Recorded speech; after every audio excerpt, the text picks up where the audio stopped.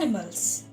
Some of our best insults are comparing a fellow human being with an animal. Stop acting like a buffoon! You donkey! These are just a couple of popular ones. The full list, however, is long and unending. As with any insults, these phrases are really good metaphors. What they are trying to do is draw a comparison between the recipient and an animal, essentially saying, "Hey, you are as bad as this animal." The underlying assumption: animals are beneath us. We are better than them. And you would have good reason to believe so too.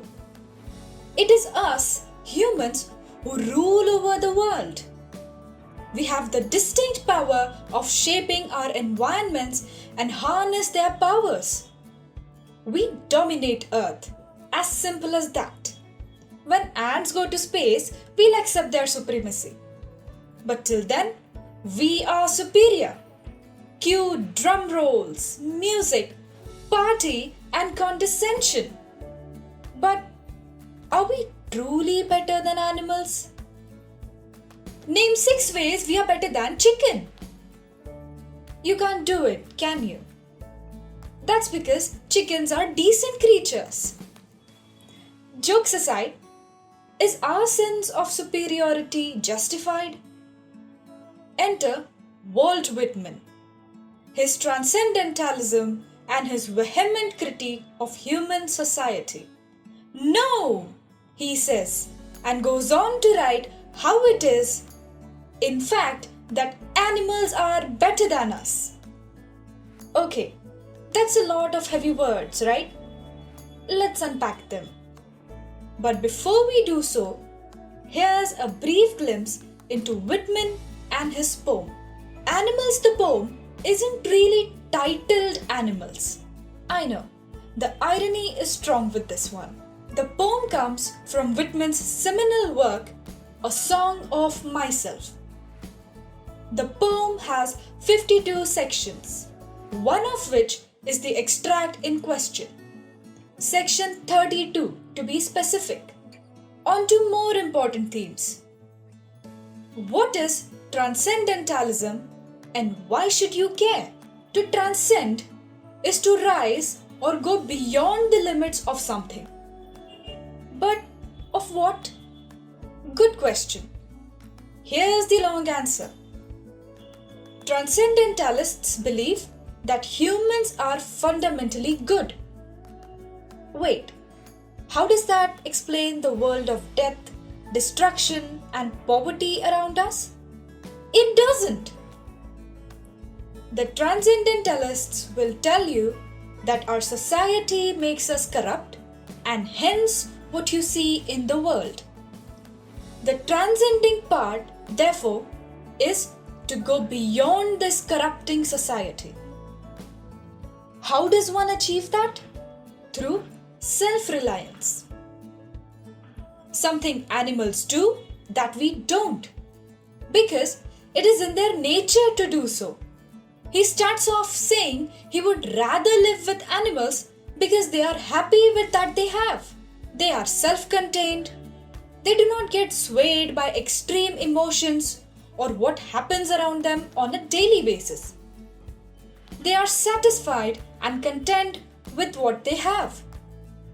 Qualities that Whitman aspires for humanity and therefore ones he longs for as he watches these animals. What follows is a startling criticism of human suffering, materialism, and religion. Whitman says that animals don't sweat. And by sweat, he really means stress. Animals don't experience stress about their loves. They don't worry about their career choices. They don't worry about achieving their full potential. Nor do they complain about how the new generation of lions is totally reckless and completely lacking in values. Because animals do not conform to the human ideas of success or failure, divine or devilish. They don't have to follow the arbitrary rules laid down by a higher power, and they don't have to worry about going to heaven or hell. Which is why they don't lie awake at night wondering if they have done the wrong thing and feeling guilt over it. Perhaps the greatest criticism of organized religion comes in the line that follows. He says, "No animal has ever made him sick, reminding him of what he must be doing for God." Why does this matter? And what is the point Whitman is trying to make here? Remember when we were kids and our parents would make us do things? And if we didn't like doing that, they'd bring in God. Sit down and pray because God wants you to. You must not do this because it angers God. We've all heard it. And to be sincerely honest, been very sick of it, or at least that's what Whitman says. He is sick. He is tired and angry and irritated at being told what he can and can't do. The point he is trying to make here is called non-conformity and individualism. The idea that one doesn't have to adhere to social norms and expectations because what one feels is more important than anything else. And guess who act exactly like the way they want to? Hint starts with an A and ends in nimals. And it follows that animals who do what they want and are completely satisfied with their life don't run after material things. Have you seen a cat standing in a line trying to get its paws on the new iPhone? Or a dog perhaps, who works extra hard because he really wants to afford a fancy tracksuit for his daily walks? No, right? That's because animals aren't driven by materialism. The idea that material objects are the most valuable and important. And because they aren't crazy about objects or commodities, they aren't unreasonably passionate about anything. They don't care about the greatest dog who ever lived. They couldn't be more bothered about the adventures of the hyena who conquered the world. They couldn't be more bothered about any ideal because they aren't influenced by society to behave in a certain way. There's no room for worldliness in the animal kingdom because to animals, success or failure doesn't mean anything. They carry their happiness wherever they go. They are satisfied with what life presents. And these values that animals possess, Whitman gladly accepts them. He sees those values and behavior as a part of himself. Tokens, as he calls them. They are symbols of mankind's true nature to him. In the last few lines of the poem, he ponders upon an important question. How does one's personality develop? Where do animals and human beings get their nature from? And it's important to him to know this because he wonders what happened to fundamental human nature.